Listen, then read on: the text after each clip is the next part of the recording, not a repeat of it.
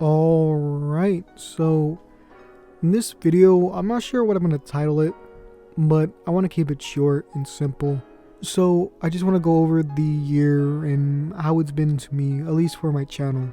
So I know 2020 has been a rough year, to say the least, and I know a lot of people have gone through worse, but I'm not here to remind you of that since there's already enough despair in that kind of thinking. But I want to talk about the positives, at least that's happened on my channel.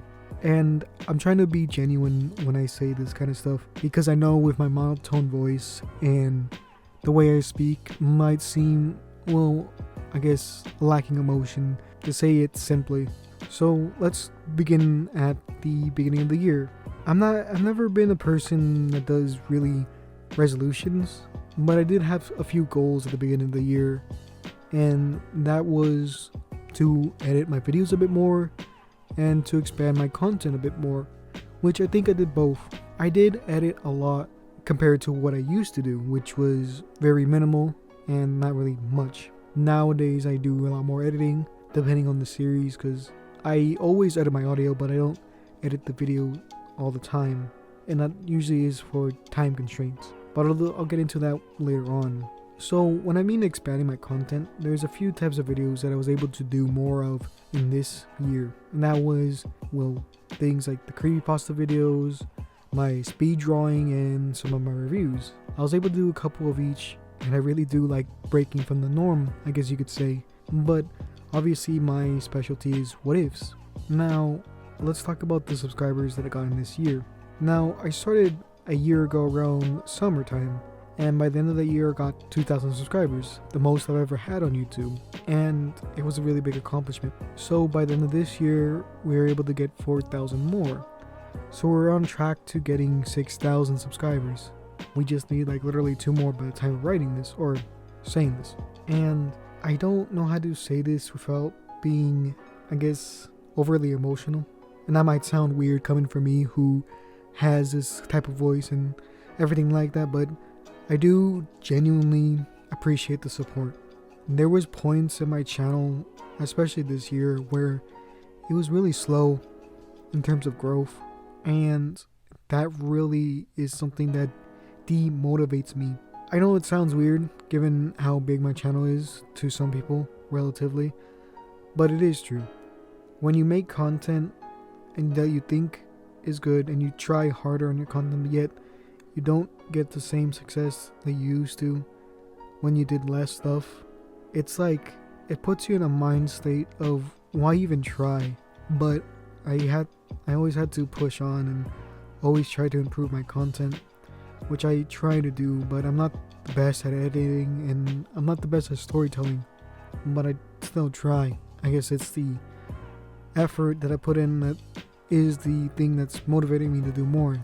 Now, to get off of that topic, because I know that might seem depressing to some, but I really do appreciate it. Now let's talk about some things I was able to do within this year. I expanded my content by doing 2 different what if series, or adding 2 different series to it, that being the Rise of the Shield Hero and Demon Slayer. Now I'll talk about the Rising of the Shield Hero because that was a scripted video series that I kind of stopped around part 3, and I know a lot of people want a part 4 to that, and I gotta explain why it's taking so long and why it's just like that. Now it's about to be almost a year, not exactly, but about. So it's been like almost 11 months or something like that. So I was able to put out part 3, or 3 parts to it. Each were around 14 minutes long. Now I'll say this, I am not the best writer, and I'm pretty bad at writing in general. It's never been my strong suit, and I'm not a literary kind of person when it comes to, I guess, writing stuff down. And I've just never been good at it. So at the time of me writing those videos, I was in kind of a burnout because I was just writing back to back to back and editing my videos, or editing those type of videos, because whenever I record scripted stuff, at least back then, I'm a lot better at it now, but I would mess up constantly and I would have to take those parts out.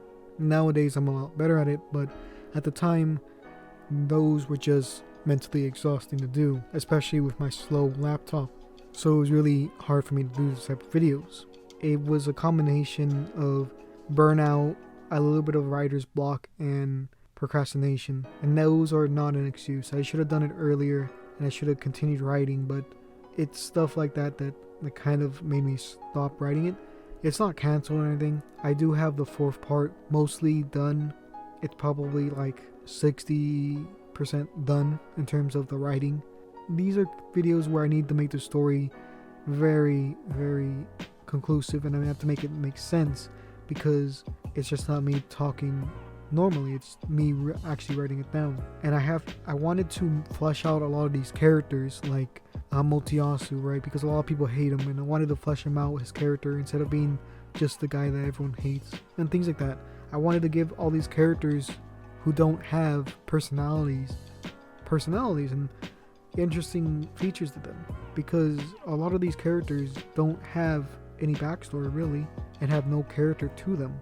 Like Ren's squad or Ren's party has no characters behind them. They have names, but there's no trace, there's no anything about them. It's just how it is. That's how the story is written for Rising of the Shield Hero, and I wanted to expand on that. And maybe I don't have the skills to do so. But yeah. So with that being said, let's go over basically Demon Slayer. I wanted to do Demon Slayer as it was a series that I do genuinely like, and I was finished with the manga, so I wanted to do that type of video.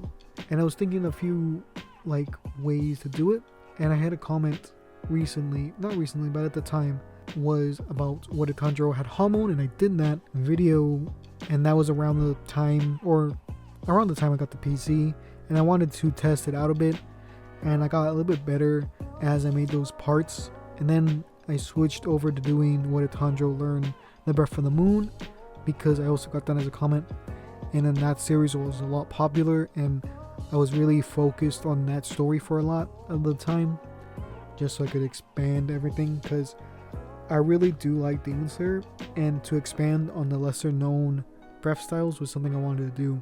So yeah, so let's talk about the other content, I guess. The creepypasta videos, I really love making them.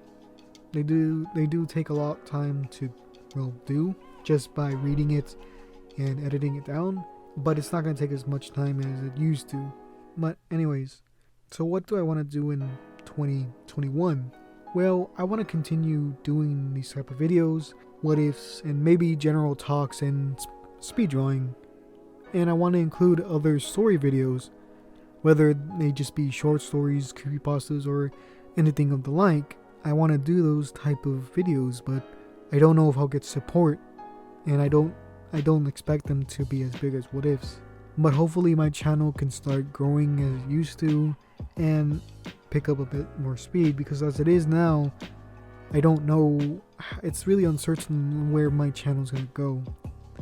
But for those who stick around and see it to the end, I do appreciate it, and maybe you'll like my newer content. I won't stop what if videos, at least for the time being, and I'll still continue to upload and continue on series, and hopefully I could get this next part of What If Nafumi Was the Sword Hero out relatively soon, but no promises. So with that being said, we also got to talk about a big part that happened this year, and that was me creating a Patreon. And this was created for those who wanted to support me in other ways and to get my videos a bit early. It also gave me a reason to draw, and because of that I was able to improve a lot more than I have in quite a while. If you've seen my earlier drawings to now, it's a night and day difference. So Patreon really did help me improve my art quite a bit, and a lot of the money that I used from Patreon and from YouTube, I really have invested back into the channel for things like equipment, such as my mic that I use and a bit of my accessories for my PC. So with that being said, I'd like to thank those who are on my Patreon, whether you be a past or current patron. You really did help me, and I hope you guys continue watching my content in the future. So with that being said, it's gonna be in the video. So yeah.